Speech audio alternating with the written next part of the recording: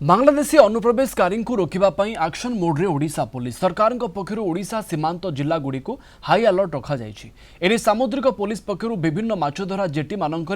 Checking कड़ाकड़ी करा सरकार निर्देश क्रमे भद्रक जिला बासुदेवपुर अंचल दुई सामुद्रिक थानार पुलिस चूड़ामणि और कसिया माछधरा जेटी रे समुद्र मध्यकू जाउथवा एवं समुद्ररू आसुथवा माछधरा बोट को अटकाई जांच करा जाउछि। जो माने समुद्र को जाउछंती सेमानकर आधार कार्ड सामुद्रिक कार्ड सहित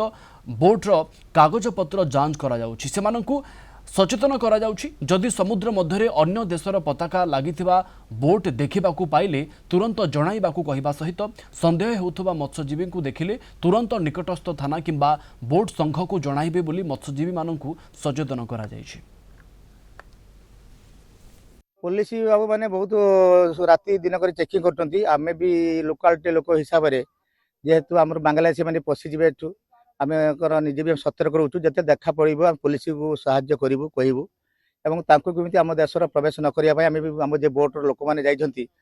भी आम सचेतन करूँ जे विदेश बोट आम भारतीय जातीय पताका नथिबा बोट को तेम तुरंत आम एसोसिएशन किंबा पुलिस को फोन करूँ। ये आम आधार कार्ड आउ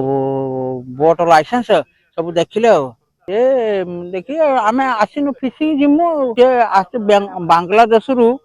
प्रवेश करछंती बोली कि आसिक एठी चेक कले माने चेक करिए सेइथाई हमकु कहले जे तमे होजी आसिकी टिके चेक करिकी हमकु थाना को जणैयो।